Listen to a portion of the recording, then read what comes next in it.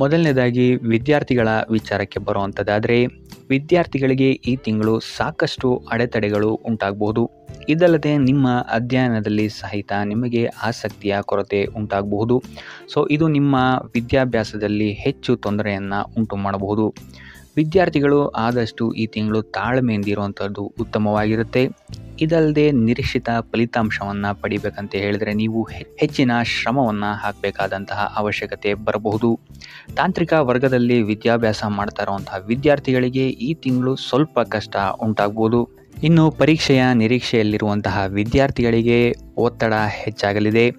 ಕಠಿಣ ಪರಿಶ್ರಮದಿಂದ ಸ್ಪರ್ಧಾತ್ಮಕ ಪರೀಕ್ಷೆಗಳಲ್ಲಿ ಉತ್ತಮ ಅಂಕವನ್ನು ಪಡೆಯುವಂತಹ ಸಾಧ್ಯತೆಗಳಿವೆ. ಆದರೆ ಸ್ಮರಣಾಶಕ್ತಿಯನ್ನು ವೃದ್ಧಿಸುವಂತಹ ಅಭ್ಯಾಸಗಳನ್ನು ನೀವು ರೂಢಿ ಮಾಡ್ಕೊಬೇಕು. ಕ್ರೀಡೆಯಲ್ಲಿ ತೊಡಗಿರುವಂತಹ ವಿದ್ಯಾರ್ಥಿಗಳಿಗೆ ಈ ತಿಂಗಳು ಅತ್ಯುತ್ತಮವಾದಂತಹ ಫಲ ದೊರೆಯಲಿದೆ. ಒಟ್ಟಾರೆಯಾಗಿ ಈ ತಿಂಗಳು ವಿದ್ಯಾರ್ಥಿಗಳಿಗೆ ಮಿಶ್ರ ಫಲ ಅಂತಲೇ ಹೇಳ್ಬೋದು. ಇನ್ನು ಕುಟುಂಬ ವಿಚಾರಕ್ಕೆ ಬರುವಂಥದ್ದಾದರೆ, ಈ ತಿಂಗಳು ನಿಮ್ಮ ವೈವಾಹಿಕ ಜೀವನದಲ್ಲಿ ಸ್ಥಿತಿಗತಿಗಳು ಉತ್ತಮವಾಗಿರುತ್ತೆ ಅಂತ ಹೇಳ್ಬೋದು. ಇದಲ್ಲದೆ ಸಂಗಾತಿಯೊಂದಿಗೆ ಯಾವುದೇ ರೀತಿಯಾದಂತಹ ಗೊಂದಲಗಳು ಈ ತಿಂಗಳು ಉಂಟಾಗೋದಿಲ್ಲ ಅಂತ ಹೇಳ್ಬೋದು. ಆದರೆ ಹಣಕಾಸಿನ ವಿಚಾರದಲ್ಲಿ ನಿಮ್ಮ ಕುಟುಂಬ ಅಥವಾ ನಿಮ್ಮ ಸಂಗಾತಿಯೊಂದಿಗೆ ಸ್ವಲ್ಪ ವಾದ ವಿವಾದಗಳು ಬೆಳೆಯಬಹುದು. ಆದ್ದರಿಂದ ಹಣದ ವಿಚಾರದಲ್ಲಿ ಸ್ವಲ್ಪ ಗಮನವನ್ನು ಕೊಡುವಂಥದ್ದು ಉತ್ತಮವಾಗಿರುತ್ತೆ. ಇದಲ್ಲದೆ ನಿಮ್ಮ ಮಾತಿನ ಮೇಲೂ ಸಹಿತ ನೀವು ನಿಗಾ ಇಡುವಂಥದ್ದು ಉತ್ತಮವಾಗಿರುತ್ತೆ. 3ನೇ ವಾರದಿಂದ ಕುಟುಂಬಕ್ಕೆ ಸಂಬಂಧಿಸಿದಂತಹ ವಿಷಯಗಳಲ್ಲಿ ನಿಮಗೆ ಉತ್ತಮವಾದಂತಹ ಸಮಯವಿರುತ್ತೆ ಅಂತ ಹೇಳ್ಬೋದು. ಪೋಷಕರ ಆಶೀರ್ವಾದ ವ್ಯವಹಾರಗಳಿಗೆ ಅದ್ಭುತವಾದಂತಹ ಲಾಭವನ್ನು ನಿಮಗೆ ತಂದುಕೊಡುತ್ತೆ ಅಂತ ಹೇಳ್ಬೋದು. ಮಕ್ಕಳ ಆರೋಗ್ಯದ ಬಗ್ಗೆ ನಿಗಾ ವಹಿಸುವಂಥದ್ದು ಉತ್ತಮವಾಗಿರುತ್ತೆ. ಇನ್ನು ಸಂತಾನದ ಅಪೇಕ್ಷೆಯಲ್ಲಿರುವಂಥವರಿಗೆ ಈ ತಿಂಗಳು ಸಿಹಿ ಸುದ್ದಿ ಸಿಗುವಂತಹ ಸಾಧ್ಯತೆಗಳು ಹೆಚ್ಚಿದೆ. ಕುಟುಂಬ ಸದಸ್ಯರಿಂದ ಈ ತಿಂಗಳು ನಿಮಗೆ ಉತ್ತಮವಾದಂತಹ ಬೆಂಬಲವು ಸಹಿತ ಸಿಗುತ್ತೆ ಅಂತ ಹೇಳ್ಬೋದು. ಒಟ್ಟಾರೆಯಾಗಿ ಕುಟುಂಬ ವಿಚಾರದಲ್ಲಿ ಈ ತಿಂಗಳು ನಿಮಗೆ ಅತ್ಯುತ್ತಮವಾಗಿದೆ ಅಂತಲೇ ಹೇಳ್ಬೋದು. ಇನ್ನು ಆರೋಗ್ಯ ವಿಚಾರಕ್ಕೆ ಬರುವಂಥದ್ದಾದರೆ, ಆರೋಗ್ಯ ವಿಚಾರದಲ್ಲಿ ವ್ಯವಹಾರ ಅಥವಾ ಉದ್ಯೋಗದ ಸಲುವಾಗಿ ನೀವು ಈ ತಿಂಗಳು ದೂರದ ಊರುಗಳಿಗೆ ಪ್ರವಾಸ ಮಾಡುವಂತಹ ಸಾಧ್ಯತೆಗಳು ಹೆಚ್ಚಾಗಬಹುದು. ಇದರಿಂದಾಗಿ ನಿಮ್ಮ ಆರೋಗ್ಯದಲ್ಲಿ ವ್ಯತ್ಯಯಗಳು ಕಂಡು ಬರಬಹುದು. ಅದರಿಂದಾಗಿ ನಿಮ್ಮ ಆರೋಗ್ಯದ ಬಗ್ಗೆ ಹೆಚ್ಚು ಗಮನವನ್ನು ವಹಿಸಿ.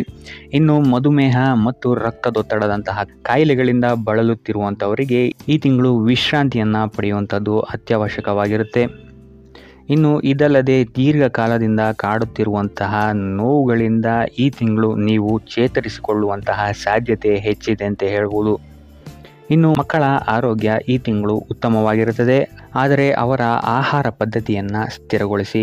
ಸಾಮರ್ಥ್ಯ ಹೆಚ್ಚಿಸಿಕೊಳ್ಳಲು ಆದಷ್ಟು ಆರೋಗ್ಯಕರ ಆಹಾರವನ್ನು ಸೇವಿಸಿ. ಎಣ್ಣೆ ಪದಾರ್ಥದಿಂದ ದೂರ ಇರಿ. ಒಟ್ಟಾರೆಯಾಗಿ ಈ ತಿಂಗಳು ನಿಮಗೆ ನಿಮ್ಮ ಆರೋಗ್ಯ ವಿಚಾರದಲ್ಲಿ ಮಿಶ್ರ ಫಲ ಅಂತ ಹೇಳ್ಬೋದು. ಇನ್ನು ವೃತ್ತಿ ವಿಚಾರಕ್ಕೆ ಬರುವಂಥದ್ದಾದರೆ, ಈ ತಿಂಗಳು ಕೆಲವು ಬದಲಾವಣೆಗಳು ನಿಮಗೆ ಆರ್ಥಿಕವಾಗಿ ಸವಾಲನ್ನು ಒಡ್ಡಬಹುದು ಅಂತಲೇ ಹೇಳ್ಬೋದು. ನೀವು ನಿರೀಕ್ಷಿಸಿದ ಫಲ ಸಿಗೋಕ್ಕೆ ನೀವು ಹೆಚ್ಚು ಶ್ರಮವನ್ನು ಮಾಡಬೇಕಾಗುತ್ತೆ. ಯಾಕಂತ ಹೇಳಿದರೆ ನೀವು ಅಂದುಕೊಂಡಂತಹ ಸ್ಥಿತಿಗತಿಗಳು ನಿಮ್ಮ ಕಣ್ಮುಂದೆ ಬರಲ್ಲ ಅಂತಲೇ ಹೇಳ್ಬೋದು. ಆದ್ದರಿಂದ ಸ್ಥಿತಿಗತಿಗಳೇ ಬೇರೆಯಾಗಿರೋದ್ರಿಂದಾಗಿ ನಿಮ್ಮ ಕಾರ್ಯವೈಖರಿಯನ್ನು ಸಹಿತ ನೀವು ಬೇರೆ ಮಾಡ್ಕೊಬೇಕಾಗುತ್ತೆ. ಈ ತಿಂಗಳು ನಿಮಗೆ ಹೆಚ್ಚು ಕಾರ್ಯಗಳಲ್ಲಿ ಅಡೆತಡೆಗಳು ಹೆಚ್ಚಾಗಲಿದೆ. ಮೇಲಾಧಿಕಾರಿಗಳೊಂದಿಗೆ ಕೆಲವು ಸಮಸ್ಯೆಗಳು ಮತ್ತು ತಪ್ಪು ಗ್ರಹಿಕೆಗಳು ನಿಮ್ಮನ್ನು ಸ್ವಲ್ಪ ಕಾಡಬಹುದು. ಇದು ನಿಮ್ಮ ಕೆಲಸದ ಸ್ಥಳದಲ್ಲಿ ನಿಮಗೆ ಕಷ್ಟವನ್ನು ಸಹಿತ ಹೆಚ್ಚು ಮಾಡಬಹುದು. ಆದ್ದರಿಂದ ನಿಮ್ಮ ಮೇಲಾಧಿಕಾರಿಗಳೊಂದಿಗೆ ಘರ್ಷಣೆಯನ್ನು ಈ ತಿಂಗಳು ಆದಷ್ಟು ತಪ್ಪಿಸೋದಕ್ಕೆ ಟ್ರೈ ಮಾಡಿ. ಇದಲ್ಲದೆ ಈ ತಿಂಗಳು ನಿಮ್ಮಲ್ಲಿ ಆಕ್ರಮಣಕಾರಿ ವರ್ತನೆಯು ಸಹಿತ ಹೆಚ್ಚಾಗಬಹುದು. ಇದರಿಂದಾಗಿ ಇಲ್ಲಿ ನಿಮ್ಮ ಕಾರ್ಯಕ್ಷೇತ್ರದಲ್ಲಿ ಇದು ಹೆಚ್ಚಿನ ತೊಂದರೆಯನ್ನು ಸಹಿತ ನಿಮಗೆ ಕೊಡಬಹುದು. ಆದ್ದರಿಂದ ನಿಮ್ಮ ಭಾವನೆಗಳ ಬಗ್ಗೆ ಸ್ವಲ್ಪ ಗಮನ ವಹಿಸುವಂಥದ್ದು ಉತ್ತಮವಾಗಿರುತ್ತೆ. ಯಾರೊಂದಿಗೂ ಕಾರ್ಯಕ್ಷೇತ್ರದಲ್ಲಿ ವಾದ ವಿವಾದವನ್ನು ತಪ್ಪಿಸಿ ಆದಷ್ಟು ತಾಳ್ಮೆಯಿಂದಿರಲು ಪ್ರಯತ್ನಿಸುವಂಥದ್ದು ಉತ್ತಮವಾಗಿರುತ್ತೆ. ಇದಲ್ಲದೆ ಖಿನ್ನತೆಯು ಸಹಿತ ನಿಮಗೆ ಸ್ವಲ್ಪ ಕಾಡಬಹುದು. ಈ ತಿಂಗಳು ಆದಷ್ಟು ನೀವು ನಿಮ್ಮ ಸಮಯಕ್ಕಾಗಿ ಕಾಯುವಂಥದ್ದು ಉತ್ತಮವಾಗಿರುತ್ತದೆ. ಆದ್ದರಿಂದ ಒಟ್ಟಾರೆಯಾಗಿ ಕಾರ್ಯಕ್ಷೇತ್ರದಲ್ಲಿ ನಿಮಗೆ ಈ ತಿಂಗಳು ಸಾಮಾನ್ಯ ಫಲ ಅಂತ ಹೇಳ್ಬೋದು. ಇನ್ನು ಹಣಕಾಸಿನ ವಿಚಾರಕ್ಕೆ ಬರುವಂಥದ್ದಾದರೆ, ಹಣಕಾಸಿನ ವಿಚಾರದಲ್ಲಿ ಈ ತಿಂಗಳು ನಿಮ್ಮ ಬೆಳವಣಿಗೆ ನಿಧಾನಗತಿಯಲ್ಲಿ ಸಾಗುತ್ತೆ ಅಂತ ಹೇಳ್ಬೋದು. ಹೂಡಿಕೆಗಳು ಮತ್ತು ಹೊಸ ಉದ್ಯಮವನ್ನು ಪ್ರಾರಂಭಿಸುವಂಥವರು ಆದಷ್ಟು ಎಚ್ಚರಿಕೆಯನ್ನು ವಹಿಸಬೇಕಾಗತ್ತೆ. ತಜ್ಞರ ಸಲಹೆ ಸಹಕಾರವನ್ನು ಪಡೆಯುವಂಥದ್ದು ಸಹಿತ ನಿಮಗಿಲ್ಲಿ ಉಪಯೋಗಕರವಾಗಿರುತ್ತದೆ. ಈ ತಿಂಗಳು ಹಣಕಾಸಿನ ಏರಿಳಿತ ಅತಿ ಹೆಚ್ಚಾಗುತ್ತೆ ಅಂತಲೇ ಹೇಳ್ಬೋದು. ಸೊ ಇದು ನಿಮಗೆ ಸ್ವಲ್ಪ ತೊಂದರೆಯನ್ನು ಉಂಟು ಮಾಡಬಹುದು. ಆದರೆ 3ನೇ ವಾರದ ನಂತರ ನಿಮ್ಮ ಆರ್ಥಿಕ ಸ್ಥಿತಿ ಸ್ಥಿರವಾಗುತ್ತೆ ಅಂತಲೇ ಹೇಳ್ಬೋದು.